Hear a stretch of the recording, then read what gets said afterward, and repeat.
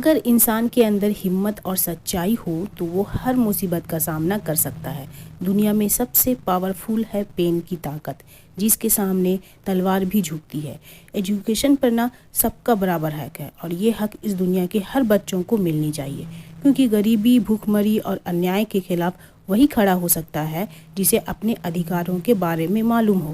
Hello friends, welcome to my channel Fatafat Gyan. میں ہوں تبسم پروین اور آپ سن رہے ہیں summary of I am Malala. اس بک کی رائٹر ملالہ یوسفزئی اور کرسٹینا لب ہے۔ ملالہ یوسفزئی ایک پاکستانی لڑکی ہے جس نے شروع سے ہی پاور آف ایجوکیشن پر بلیو کیا اور جس نے کوشش کری کہ وہ لڑکیوں کی پڑھائی کو راہ دے سکے۔ ملالہ کو نوبل پرائز بھی مل چکا ہے۔ نوبل پرائز ونر یہ چھوٹی سی لڑکی جن لوگوں کی رول ماڈل ہے انہیں یہ بک ایک بار ضرور پڑھنی چاہیے۔ ملالہ کو ریئل لائف سٹرگل کی سٹوری لاکھوں عورتوں کو ہمت اور ساہس دیتی ہے اور یہی اس بک کے لکھے جانے کی وجہ ہے۔ تو آئیے اس بک میں جانیں گے ملالہ کی کہانی اسی کی زبانی۔ ہمارے کلچر میں جب کسی گھر میں لڑکی پیدا ہوتی تو لوگوں کے منہ لٹک جاتے ہیں۔ ہاں، اگر لڑکا پیدا ہوتا تو لوگ رائفل سے فائر کر کے سیلیبریٹ کرتے ہیں۔ یہاں لڑکیوں کو پردے کے پیچھے چھپا کر رکھنے کا رواج ہے۔ میرے فادر غریب تھے، ان کے پاس اتنا پیسہ نہیں تھا کہ میری ماں کو ہاسپٹل لے جاتے۔ جب میں پیدا ہونے والی تھی تو میری ماں کو ہیلپ کے لیے پڑوسی آئے تھے۔ میرے انکل ان گنے چنے میں تھے جو مجھے دیکھنے آئے تھے۔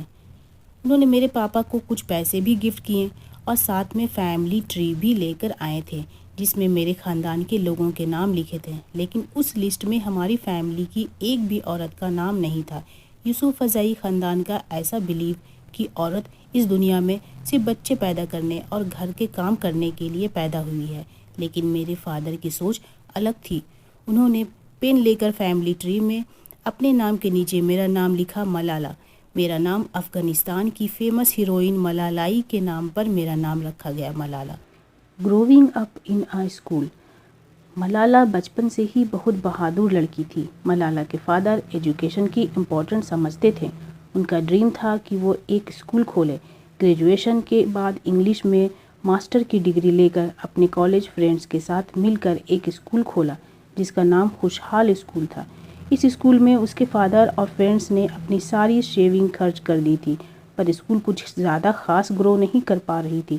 پیسے کی تنگی کے کارن انہیں اپنا گھر اسکول میں ہی شفٹ کرنا پڑا، جہاں ملالہ کو پڑھنے کا خوب موقع ملا۔ خوشحال اسکول اب کافی اچھا چل رہا تھا۔ گاؤں سے لڑکے اور لڑکیاں پڑھنے آنے لگے تھے۔ یہ اسکول کے سامنے ایک امیر آدمی رہتا تھا جو لڑکیوں کی ایجوکیشن کے سخت خلاف تھا۔ وہ آدمی خود کو مفتی کہتا تھا۔ مفتی اس آدمی کو بولتے ہیں جو اسلامی لاء کا ایکسپرٹ ہوتا ہے۔ ملالہ کے فادر اسے دیکھ کر کہتے تھے کہ ہر کوئی جو ٹربن پہنتا ہے یعنی کہ پگڑی پہنتا ہے مفتی نہیں ہوتا۔ اس مفتی کو یہ بات اچھی نہیں لگتی تھی، کیونکہ مفتی کو لڑکیوں کا پڑھنا گوارا نہیں ہو رہا تھا، تو اس نے ہر ممکن کوشش کی کہ لوگوں کو اسکول کے خلاف بھڑکایا، اسکول بند کرنے کی دھمکی بھی دی، مگر اسکول بند نہیں کیا گیا۔ ریڈیو ملا۔ طالبان جب ملالہ کے گاؤں میں آئے تب وہ 10 سال کی تھی۔ اس نے آتے ہی اپنے ایک ریڈیو اسٹیشن سیٹ کیا اور وہ اس کے تھرو لوگوں کو اسلام کی اچھی اچھی باتیں بتلاتا تھا۔ دھیرے دھیرے ملا ایک دم پاپولر ہونے لگا۔ ملالہ کی ماں بھی ملا FM سنا کرتی تھی۔ اس کے گاؤں میں زیادہ تر لوگ ملا کی بتائی باتوں کو ماننے لگے تھے، یہاں تک کہ جن چیزوں کو وہ برا بولتا لوگ اسے آنکھ بند کر کے ماننے لگے تھے۔ وہ عورتوں اور لڑکیوں کو پردہ میں رہنے کو کہتا اور گھر سے باہر نہیں نکلنے کو کہتا۔ لوگ ٹی وی، CD، فینسی کپڑے، سبھی طرح کے سامان گھر سے باہر پھینکنے لگے۔ ملا کے کہنے پر وہ لوگوں کو گمراہ کر رہا تھا۔ جو لڑکیاں اس کے ڈر سے اسکول چھوڑ دیتی وہ اس کی ریڈیو FM میں اس کی تعریف کرتا اور ان کو مبارکباد دیتا۔ اسی کے ساتھ کہانی میں آگے بڑھتے ہیں اور بات کرتے ہیں بلیڈی اسکوائر کی۔ ملا اور اس کے آدمی ناچ گانا کو برا بولتے اور جو کوئی بھی اس طرح کے کام کرتا انہیں جان سے مار دیا جاتا۔ ان لوگوں نے شبانہ جیسی اچھی ڈانسر جو کہ مسلم تھی اسے بھی جان سے مار دیا اور اس کی ڈیڈ باڈی کو گھسیٹتے ہوئے گرین چوک اسکوائر پر لاتے اور اس چوک پر ڈمپ کی جاتی۔ یہی ریزن ہے کہ اس جگہ کو بلیڈی اسکوائر کے نام سے جانا جاتا ہے۔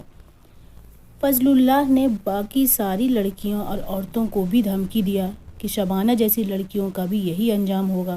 دھیرے دھیرے سچویشن بد سے بدتر ہوتی گئی۔ آئے دن سننے میں آتا کہ آج ایک گھر یا ایک اسکول بم سے اڑا دیا گیا۔ طالبانیوں کی بات نہ ماننے والوں کو بلڈی اسکوائر میں ہر روز کھلے عام کوڑوں سے پیٹا جاتا۔ لوگوں کو سمجھ میں نہیں آ رہا تھا کہ آخر یہ لوگ چاہتے کیا تھے۔ اسلام کے نام پر خون خرابہ کرتے اور خود کو اسلام کا پروٹیکٹر کہتے تھے۔ ملالہ کے فادر طالبان کے خلاف ایک پریس کانفرنس میں آواز اٹھائی اور اسے ارسٹ کرنے کی سفارش کی۔ اگلے دن ملالہ کے فادر کا نام ملا FM پر اناؤنس ہوا اور ان کو جان سے مارنے کی دھمکی دی گئی۔ کہانی کو آگے بڑھاتے ہوئے بات کرتے ہیں دا ڈائری آف گل مکائی کی۔ BBC کی طرف سے ایک ریڈیو رسپونڈنٹ آیا۔ وہ ایک فیمیل ٹیچر یا لڑکی ڈھونڈ رہے تھے جو طالبان کے بارے میں ڈائری رپورٹ لکھ سکے۔ وہ دنیا کو یہ بتلانا چاہتے تھے کہ ملالہ کے سوات ویلی میں کیا کچھ ہو رہا ہے۔ ملالہ کی فرینڈ عائشہ اس کام کے لیے ریڈی ہوئی، پر اس کے فادر کے منع کرنے پر وہ پیچھے ہٹ گئی۔ ملالہ نے یہ رپورٹ لکھنے کے بعد فادر کو بتائی کہ وہ یہ ڈائری لکھنا چاہتی ہے تاکہ لوگوں کو پتہ چل سکے کہ ایجوکیشن کا ایک ادھیکار ہے جو سب کو ملنا ہی چاہیے۔ BBC رپورٹ رسپونڈنٹ رات میں ملالہ کے ماں کے پاس سیل فون پر کال کر کے ملالہ سے بات کراتے اور ساری باتوں کو شبدوں میں لکھتے اور پھر انہیں ہفتے میں ایک بار BBC کے ویب سائٹ پر پبلش کر دیا جاتا۔ انہوں نے ملالہ کا ایک نقلی نام سجیسٹ کیا، گل مکائی۔ گل مکائی کی سٹوری فرسٹ ٹائم جنوری 2009 میں پبلش ہوئی تھی۔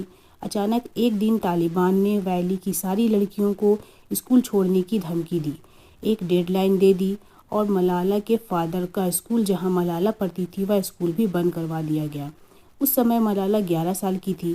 برقعے نہ پہننے کے نام پر لڑکیوں اور عورتوں پر بری طرح ظلم کیے جاتے اور سڑک پر ہی ان پر کوڑے برستے۔ جولائی 2009 میں پرائم منسٹر نے اناؤنس کیا کہ ہم نے طالبان کو ختم کر دیا اور سبھی لوگوں کی لائف پہلے جیسی نارمل ہو جائے گی۔ اگست میں سبھی اسکول ری اوپن ہوئے۔ اب تک ملالہ کے سارے فرینڈز جان چکے تھے کہ وہی گل مکائی ہے۔ ایک دن اچانک یہ خبر آئی کہ ملالہ کے فادر کا جو دوست زاہد خان تھے کو کسی نے گولی مار دی۔ انہیں لگ رہا تھا کہ اب ان کی باری ہے۔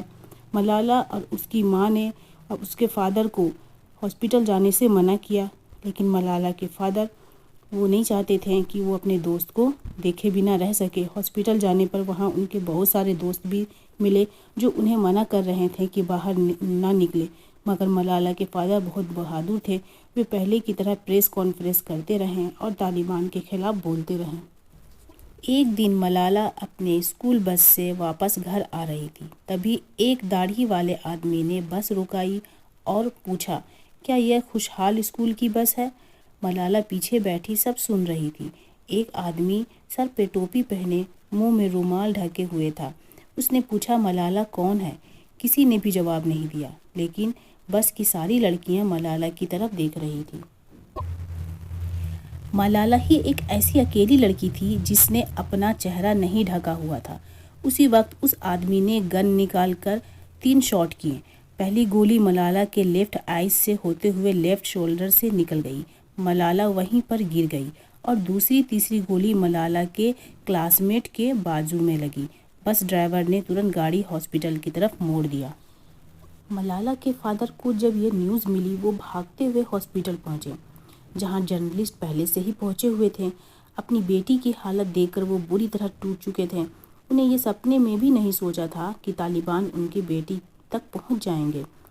ملالہ کے فادر ہمیشہ سوچتے تھے، انہیں یہی لگتا تھا کہ انہیں ٹارگٹ کیا جائے گا، مگر اس حادثے سے انہیں ریئلائز ہوا کہ اس اٹیک سے طالبان نے دراصل ایک تیر سے 2 نشانے لگائے تھے۔ اگر ملالہ مر جاتی تو اس کے فادر کی ہمت ٹوٹ جاتی اور وہ دوبارہ کبھی پروٹیسٹ کرنے کی ضرورت نہیں کرتے۔ ملالہ کو ملٹری ہاسپٹل لے جایا گیا، وہاں اس کا آپریشن کیا گیا۔ ملالہ کے برین میں سویلنگ تھی۔ ڈاکٹرز نے برین سے بلیٹ اور ہڈی کے ٹکڑے نکالے۔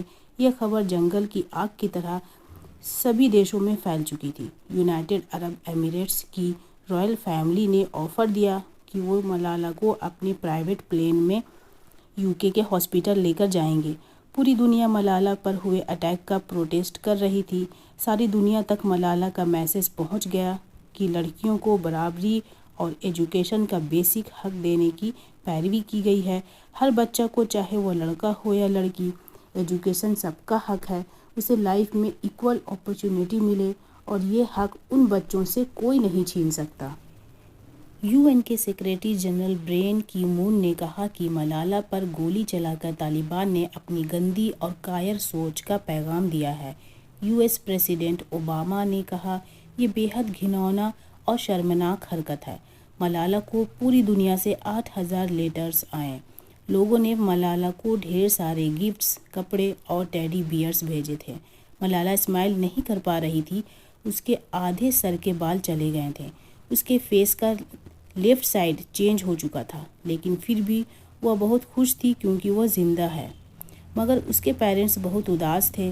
ملالہ کے کچھ اور آپریشن ہوئے اور اس کے ہیلتھ میں تھوڑے بہت امپروومنٹ ہو رہی تھی۔ وہ اب پھر سے اسمائل کر پا رہی تھی۔ ملالہ اپنے 16ویں جنم دن پر نیو یارک گئی۔ اسے یونائیٹڈ نیشنل اسمبلی میں اسپیچ دینے کے لیے انوائٹ کیا گیا تھا۔ اس دن ملالہ کو اپنے دل کی بات کھل کر بولنے کا پورا موقع ملا۔ وہاں پر 400 ڈیلیگیٹس پریزنٹ تھے، لیکن اسے پتہ تھا کہ وہ پوری دنیا کو اپنا میسج دے رہی تھی۔ وہ اچھی طرح جانتی تھی کہ اس کے ہر ایک ورڈز بہت سے لوگوں کی لائف کو افیکٹ کرنے کی طاقت رکھتے ہیں۔ وہ اپنی بات ان لوگوں تک پہنچانا چاہتی تھی جو غریبی میں جی رہے ہیں، جو چائلڈ لیبر، ٹیررزم اور لیک آف ایجوکیشن کے شکار ہیں۔ اس نے اپیل کی کہ دنیا کے سبھی دیشوں کے لیڈر سے کہ وہ ہر ایک لڑکے اور لڑکی کو فری ایجوکیشن پرووائڈ کرے۔ ملالہ کا کہنا ہے کہ کتابیں اور پین اس دنیا کا سب سے پاورفل ہتھیار ہے۔ One child, one teacher, one book and one pen can change the world. تو اسی کے ساتھ یہ آڈیو ہندی بک سمری یہیں پہ ہوتی ہے ختم۔ آپ کو یہ ہندی سمری کیسی لگی کمنٹ کر کے ضرور بتائیں۔ ویڈیو اچھی لگی ہو تو لائک کریں، دوستوں میں شیئر کریں اور میرے چینل کو سبسکرائب کریں۔ خوش رہیں، اپنا اور اپنوں کا خیال رکھیں۔ ملتے ہیں نیکسٹ ویڈیو میں، تب تک کے لیے گڈ بائے۔